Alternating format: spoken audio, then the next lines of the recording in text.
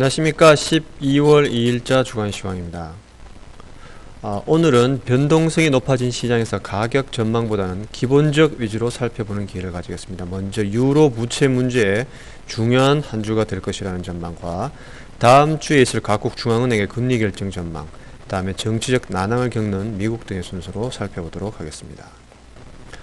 다음 주는 유로존이 강제기구를 통해 재정정책의 공조를 이루기 위한 합의를 할 것인지 아니면 유로화의 종말이 시작될 것인지를 볼 수 있는 중요한 한 주가 될 것이라 보입니다.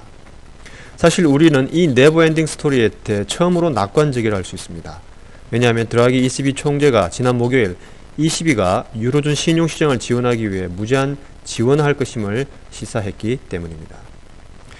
내주 월요일부터 이러한 상황은 시작될 것입니다. 목요일, 금요일에 있을 EU 정상회의 전에 독일과 프랑스 정상이 만나 사전 조율상을 점검할 것이기 때문입니다.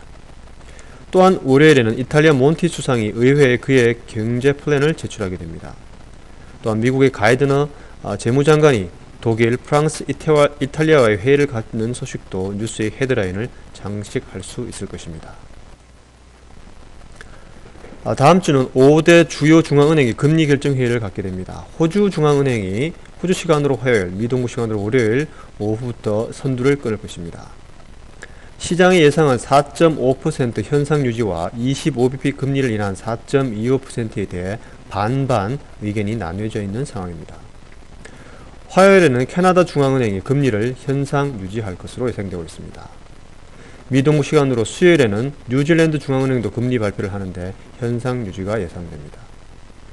미동부 시간으로 목요일 아침에 영란은행이 금리 결정 회의를 갖습니다. 예상은 0.5% 현상 유지라 하겠습니다.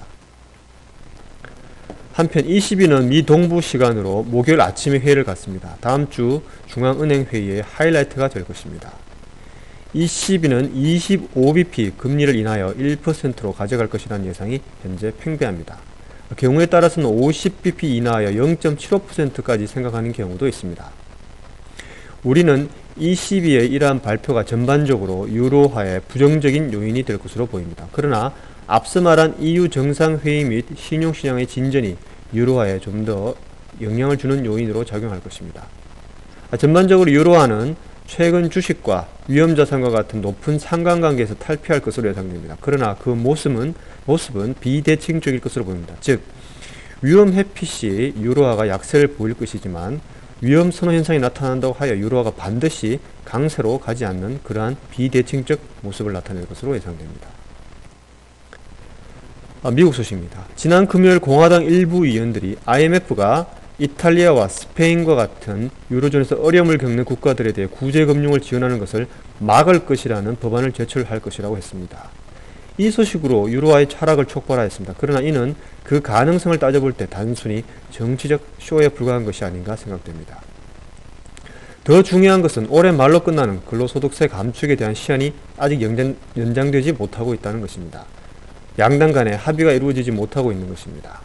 2012년은 선거가 있는 해이기 때문에 세율 인상을 용인한다는 것은 정치적으로 자살행위가 될 수 있다는 것을 잘 알고 있기 때문에 감세 시한 연장은 이루어질 것으로 예상됩니다. 또한 실업수당 연장 또한 그 가능성이 박빙이긴 하지만 시한이 연장될 것으로 예상됩니다. 다음 주 주요 경기지표에 대해서 말씀드리겠습니다. 다음 주는 앞서 말씀드린 바와 같이 각국의 중앙은행 금리결정회의가 많고 각국 정상회의가 많습니다. 특히 ECB 금리결정 시간이 미동부 시간 목요일 아침 7시 45분과 이어 있을 8시 30분 기자회견이 있는데 이 시간대 거래시 시장 변동성에 대비하시기 바랍니다.